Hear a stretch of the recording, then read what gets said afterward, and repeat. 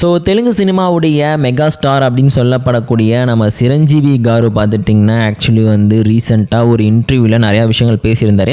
அதை பற்றி ஏற்கனவே நான் நம்ம சேனல்லே பார்த்துட்டிங்கன்னா ஒரு வீடியோ பண்ணியிருக்கேன்.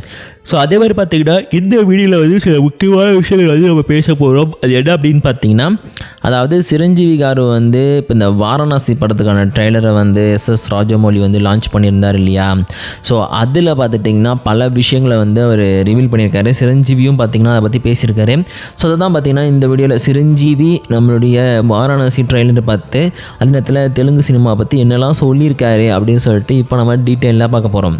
ஸோ ஃபஸ்ட்டு பார்த்துட்டிங்கன்னா வாரணாசி ட்ரெய்லர் அப்படிங்கிறது உண்மையிலேயே வந்து பெஸ்ட்டாக இருந்துச்சு. அது வந்து ஒரு குவாலிட்டியோட அதில் பார்த்துட்டிங்கன்னா ஒரு டைம் ட்ராட்லர், அதே மாதிரி பார்த்திங்கன்னா குளோப் ட்ராட்டர் அப்படின்னு சொல்லிட்டு ஒவ்வொரு மாதிரி பார்த்துட்டிங்கன்னா அதோட பேரை வந்து சேஞ்ச் பண்ணாலுமே இது வந்து ஒரு டைம் ட்ராவல் பேஸ்டு, அதே நேரத்தில் பார்த்துட்டிங்கன்னா ஒரு யுகங்களை பேஸ் பண்ணி வரக்கூடிய ஹிந்து மித்தாலஜியை வந்து பெருமைப்படுத்தக்கூடிய ஒரு மூவியாக இருக்கும் அப்படின்னு சொல்லிட்டு எல்லாருமே பார்த்துட்டிங்கன்னா பயங்கரமாக இந்த மூவி வந்து ப்ரைஸ் பண்ணிகிட்டு இருந்தாங்க. ஆனால் சிரஞ்சீவி கார் என்ன சொல்கிறார் அப்படின்னு பார்த்துட்டிங்கன்னா, ஆக்சுவலி வந்து இந்த மாதிரி மூவிஸ் அப்படிங்கிறது வந்து ஒட்டுமொத்த தெலுங்கு சினிமாவுடைய பெருமையை வந்து உலகுக்கு எடுத்து சொல்லக்கூடிய ஒரு விஷயம்தான்.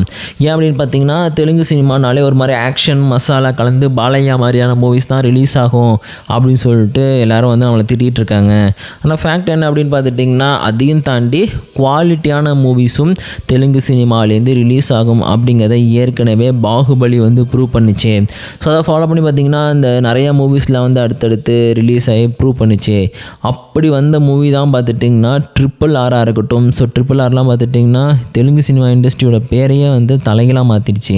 ஸோ அதை ஃபாலோ பண்ணி பார்த்துட்டிங்கன்னா ஹாய் நன்னாவாக இருக்கட்டும், அப்புறம் வந்து இப்போ வரப்போகிற பேரடைஸ் மூவியாக இருக்கட்டும், அப்புறம் வந்து இன்னும் சில மூவிஸ்லாம் பார்த்துட்டிங்கன்னா தெலுங்கு சினிமாவுடைய அந்த ஒரு இமேஜை வந்து வேறு லெவலுக்கு கொண்டு போயிடுச்சு. ஸோ அதே மாதிரி தான் பார்த்துட்டிங்கன்னா இப்போதைக்கு தெலுங்கு சினிமாவுடைய இந்த புஷ்பா மூவிஸ் அந்த ஃபஸ்ட்டு 2 பாட்டு பார்த்திங்கன்னா பயங்கரமான ஹிட்டு. அதுதான் வந்து இனிமேல் அந்த தெலுங்கு சினிமாவிலே அதிகமாக வசூல் பண்ண மூவியில் ஃபஸ்ட் இடத்தை பிடிச்சிருக்கு அப்படின்ற பேரையுமே வந்து அவங்க ஹோல்ட் பண்ணி வச்சுட்ருக்காங்க.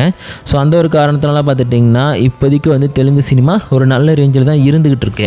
ஸோ தெலுங்கு சினிமா மட்டும் இல்லாமல் வேர்ல்டு லெவலில் பார்த்துட்டிங்கன்னா புஷ்பா வந்து 2000 கோடிக்கிட்ட வந்து வசூல் பண்ணியிருக்கு.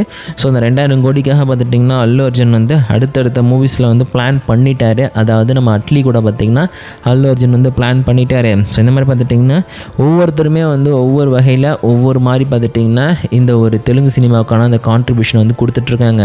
ஸோ அதையே வந்து என்னுடைய ஃபேமிலியுமே வந்து ஃபாலோ பண்ணும் அப்படின்னு சொல்லிட்டு மென்ஷன் பண்ணியிருக்காரு.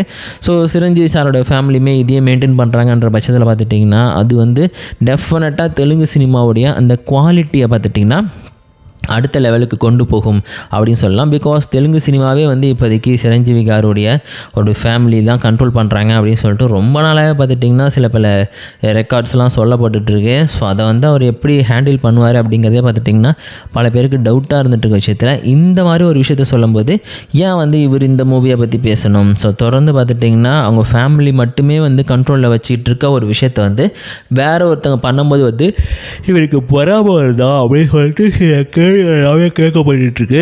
அதுக்கான பதிலை பார்த்திங்கன்னா சிரஞ்சீவி அவர்கள் தான் வந்து வெளியிடணும். ஸோ எது எப்படி இருந்தாலுமே பார்த்துட்டிங்கன்னா சிரஞ்சீவி அவர்களுக்கு ஒரு மிகப்பெரிய பிளான் அப்படிங்கிறது வந்து அவருடைய ஃபேமிலியை பேஸ் பண்ணி மட்டும் இல்லாமல் அந்த ஒட்டுமொத்த தெலுங்கு சினிமாவை பேஸ் பண்ணியிருக்குன்னு சொல்லலாம். ஸோ தெலுங்கு சினிமாவில் வந்து ஒரு லாபி செட் பண்ணி அது வந்து யாரும் வளர்ந்துடக்கூடாது, தங்களுடைய ஃபேமிலி இல்லை தங்களுடைய லைனேஜ் சேர்ந்தவங்க மட்டும்தான் வளரணும் அப்படிங்கிற ஒரு எண்ணத்தோடு வந்து பயங்கர கொடூரமாக பேசக்கூடியவர் தான் இந்த ஒரு சிரஞ்சீவின்னு சொல்லிட்டு பல இடங்களில் பார்த்துட்டிங்கன்னா அவங்களே சொல்லியிருக்காங்க. பட் இருந்தாலும் பார்த்துட்டிங்கன்னா அதை வந்து கொஞ்சம் மாற்றுறதுக்காக தான் பார்த்துட்டிங்கன்னா அடுத்தடுத்த மூவி வுட்ஸ்லேருந்துமே வந்து ஆளுங்களை இங்கே கம்பைன் பண்ணி கூட்டு வரதுக்கு அவர் வந்து எந்த விதமான ஆட்சேபனையும் தவிர்க்கலை அப்படின்னு சொல்லிட்டு அவர் சொல்லியிருக்காரு. ஸோ எது எப்படி இருந்தாலும் பார்த்துட்டிங்கன்னா சிரஞ்சீவியோட பேர் அப்படிங்கிறது வந்து டெஃபினட்டாக பார்த்திங்கன்னா இந்த இதுலேயே இருக்கும் அப்படின்றதுல வந்து யாருக்கும் எந்த டவுட்டுமே கிடையாது.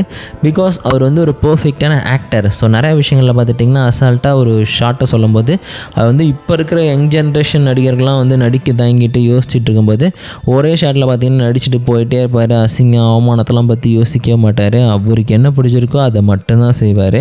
ஸோ அதனால் பார்த்துட்டிங்கன்னா சிரஞ்சீவி கார் வந்து டெஃபினெட்லி ஒரு ஆல்ஃபா மேல். ஸோ அதையும் தாண்டி பார்த்துட்டிங்கன்னா ஒரு மேன்லி லுக்கர் இருக்கார். ஸோ அதை வந்து சேஞ்ச் பண்ணணும் அப்படின்னு வச்சுங்க, டெஃபினட்டாக பார்த்துட்டிங்கன்னா அவர் வந்து ஒரு பக்காவான ஸ்டோரிஸை வந்து சூஸ் பண்ணணும் அப்படின்னு சொல்லிட்டு தான் பார்த்திங்கன்னா சிரஞ்சீவி அவர்களுடைய ஃபேன்ஸ் எல்லாருமே இப்போதைக்கு ரிக்வஸ்ட் பண்ணிகிட்ருக்காங்க. ஸோ எது எப்படி இருந்தாலுமே சிரஞ்சீவி அவர்களுடைய பிளான் என்னவா இருக்கும், ஃப்யூச்சரில் எப்படிலாம் அவர் வந்து கொண்டு வர போகிறாரு, எதுலலாம் அவர் வந்து கன்ஃபார்மாக வந்து ஜெயிக்க போகிறாருன்னு சொல்லிட்டு வெயிட் பண்ணி பார்க்கலாம். ஸோ வாரணாசி ட்ரெய்லர் பற்றி நிறையா விஷயங்கள் அவர் ஷேர் பண்ணியிருக்காரு. அதெல்லாம் அடுத்த வீடியோவில் பார்க்கலாம்.